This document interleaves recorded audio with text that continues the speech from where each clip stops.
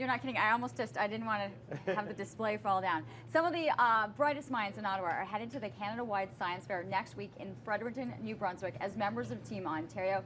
Each day this week we have been profiling some of these amazing students and showcasing their project. So great to have two different schools represented today. From Ashbury we've got Braden Wilson and William Nguyen, and also from Turnbull we have Anastasia Young. So really looking forward to bringing you kind of how these projects are really working. So William, I'm going to start with you. What was the concept behind this project? So what we wanted to measure was how well people could concentrate in different situations. So we used an EEG headset, so an electroencephalography headset, which actually measures your brain waves.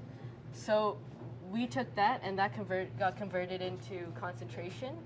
So we measured how well people could concentrate while they were cold in a controlled environment, while they were listening to music, and while they were watching television. Okay, so Braden, what were we able to kind of realize through this project?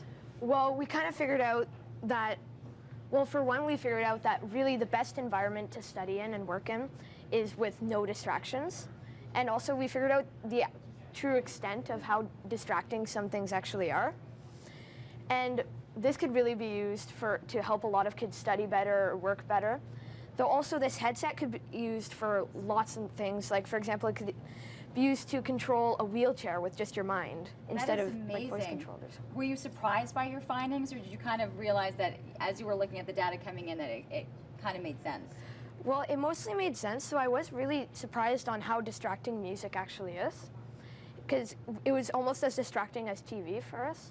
Wow, okay, so when we're studying, no watching television and take the headset out is what you were trying to be able to do. Yeah. Okay, you looking forward to heading to Fredericton? Yeah. Okay, well, best of luck with this project, gentlemen. Anastasia, we're coming to you. You're representing Turnbull School as well. And this is really interesting. A lot of us like to Skype, and we're all into the technology. You put a different spin on it. Yeah, so my basic idea was I wanted to modify the Skype experience by adding the dimension of mobility. So instead of just being able to talk to someone far away and see them, you would also be able to move around in that faraway location remotely.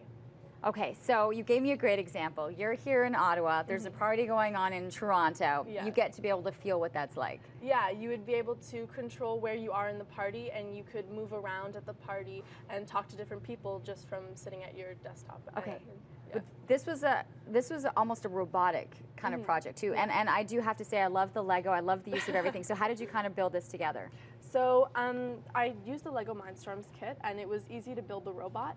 And then what I did was I used a Python program so that I would send a DTMF code over the Skype audio, and then on the back of the robot here, there's a DTMF decoder circuit.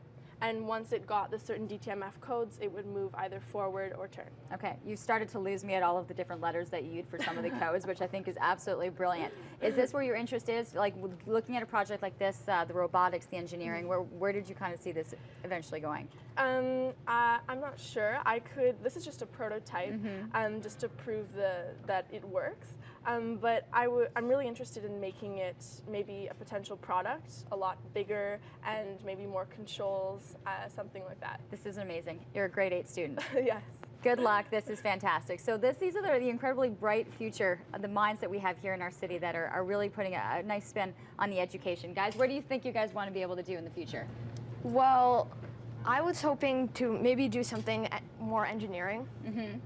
Though I might want to go into more with this headset and maybe take it apart a bit more. Okay, and what do you want to do in the future? How do you see yourself? Well, in the future, I'd really like to try and work with the headset, and I'd like to see what kind of different technologies it will unlock. Well, good luck to all of you at the Nationals. I think it's a great opportunity. Thanks so much for sharing this with us.